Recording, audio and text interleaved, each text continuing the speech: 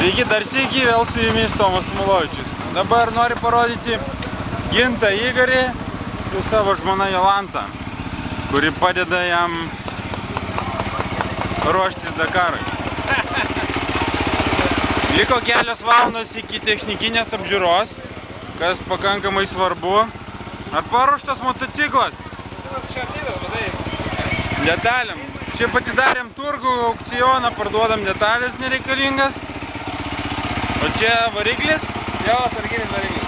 O tai motociklam galima keisti variklius? Taip, 3 netgi. Bet maraton klasėje galima naudoti tik vieną variklį. Tai tu kokioj klasėje? Maraton klasėje su vienu varikliu. Šustriausiai? O tai kam tau antras tada? Jeigu jau jisai sugenda, sakykime, tu gali pasikeisti, kiek iškenti iš šios klasės, bet gali ten. Ai, supratau. Dabar laukia tik batarkę užsidėti. Papasakok, ką nors apie savo motociklą, enduro maniakam visiems. Savo motociklą? Jo, kuo jis ypatingas, kuo jis skiriasi ten nuo kokios nors paprastos ten hard endurkės? Tarp kitko, čia yra Yamaha VR450.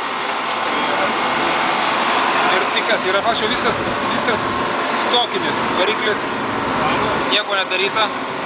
Kiek čia kubikų? 4? 450. Važiuoklė yra irgi ta pati, tik tais vidus sudėtas olins. Bet išorė, sakykime, yra ta pati. Toliau nieko ypatingo, daug prietaisų, aišku, yra masteris, repeateris kurso, yra GPS-as, yra saugos sistemos. Kas dar? Bakai, 129 litrai bakų. Tai užtenka visam dopui? Tai vat, pirmą dieną ir antrą dieną bus labai daug mąstymo ir strategijos.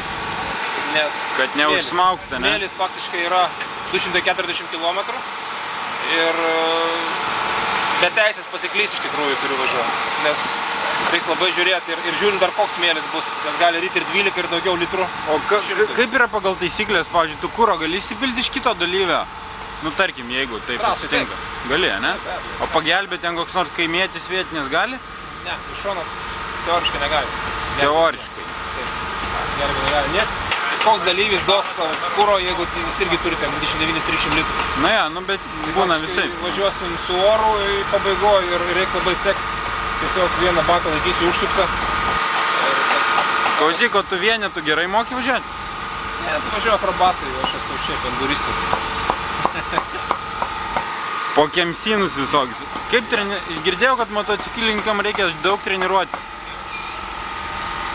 Ką reiškia daug? Nu tai tu, ta prasme, nežinau, kas vakarą ten važinėji, ar ten kas savaitgalį žmona nemato? Nereikia kas vakarą važinėti ir reikia duoti pailsėti ir technikai ir pačiam atsigauti. Senos metodikos, aš manau, sportuoti labai daug ir dažnai. Reikia, tiksliau sportuoti reikia tikslingai.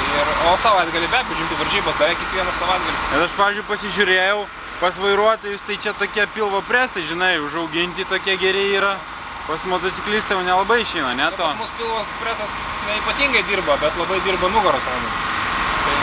Tai kiek procentų, pavyzdžiui, būna tai maksimaliai kokiose nors sudėtingose duopose, kiek atsistojęs tenka važiuoti? 70% gali. Praktiškai iš kokių 8000 5-4 pravažiuoja atsistojęs, ne? Daugas klausia, kodėl važiuojam atsistoję. Tai iš tikrųjų centras yra žemiau, yra tokia važiavimo technika. Tai čia tegul tie atsisėda ant endurkės, tada supras. Pabando pravažiuoti per mišką. Tiem lameriam mes net neaiškinsim, kodėl reikia važinėti atsistojus su endurkė. Čia ne kokie Harley jums. Ar streetai. Gerai, o grandinė kaip drožysim žiauriai? Kiekvieną kartą keiti, ar kaip? Ja, dvi grandinės per visą raliką. O padangos? Kas antrą dieną, grubiai. Nesam jie, nei Koma, nei Despre. O dabar norėjau paklausti, Jolanta, tu pati važiuoji motociklu? Važiuoju, kai veža. Ne, bet šiaip moki vairuoti? Šiaip pavažiuoti galėčiau, bet nesu ten ypatinga gerbėja. Geriau su motoroleriu, su motociklu. Na tai gerai, dabar pasakyk, kas tave atvedė čionai apart meilę savo brangiajam? Esu matyti ypatinga keliautoja. Man belia tik veža, kaip sako, kur veši, bus gerai.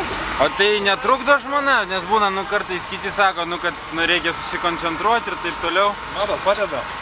Palaiko. Sėdžiu, žinai, psichologija. Reikia tiesiog būti gražiai ir palaikyti mikroklimatą, ne? Prisimintų, kad šeima turi. Supratau. Tai ką, gerai.